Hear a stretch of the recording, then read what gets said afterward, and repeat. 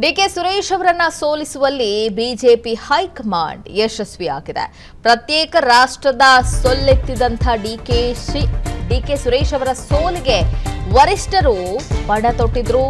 HDD ಜೊತೆಗೂಡಿ ಸುರೇಶ್ಗೆ ಸೋಲಿನ ರುಚಿಯನ್ನ ತೋರಿಸಿದೆ ಬಿಜೆಪಿ.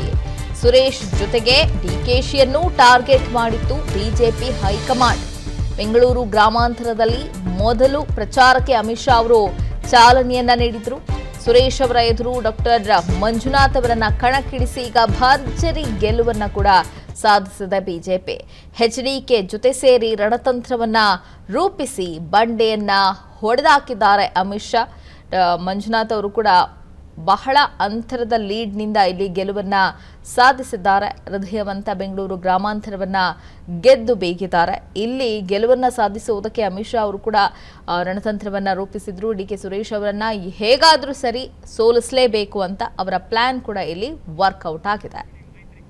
ಡಿಕೆ ಸುರೇಶ್ ಅವರನ್ನ ಸೋಲಿಸುವಲ್ಲಿ ಬಿಜೆಪಿ ಹೈಕಮಾಂಡ್ ಯಶಸ್ವಿಯಾಗಿದೆ.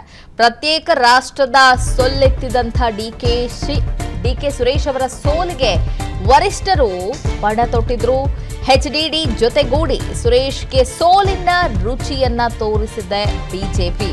ಸುರೇಶ್ ಜೊತೆಗೆ ಡಿಕೆಶಿಯನ್ನು ಟಾರ್ಗೆಟ್ ಮಾಡಿತ್ತು ಬಿಜೆಪಿ ಹೈಕಮಾಂಡ್.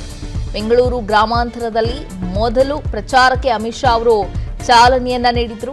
ಸುರೇಶ್ ಅವರ ಎದುರು ಡಾಕ್ಟರ್ ಮಂಜುನಾಥ್ ಅವರನ್ನ ಕಣಕ್ಕಿಳಿಸಿ ಈಗ ಭರ್ಜರಿ ಗೆಲುವನ್ನ ಕೂಡ ಸಾಧಿಸಿದೆ ಬಿಜೆಪಿ. ಎಚ್ಡಿಕೆ ಜೊತೆ ಸೇರಿ ರಣತಂತ್ರವನ್ನ ರೂಪಿಸಿ ಬಂಡೆಯನ್ನ ಹೊಡೆದಾಕಿದ್ದಾರೆ ಅಮಿತ್ ಶಾ.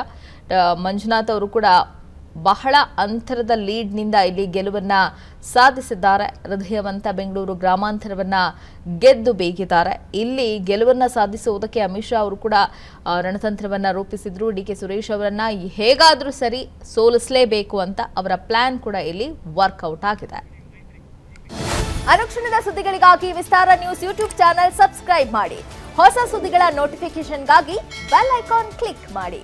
ಲೇಟೆಸ್ಟ್ ಅಪ್ಡೇಟ್ಸ್ಗಾಗಿ www.vistaranews.com ವೆಬ್ಸೈಟ್ಗೆ ವಿಸಿಟ್ ಮಾಡಿ.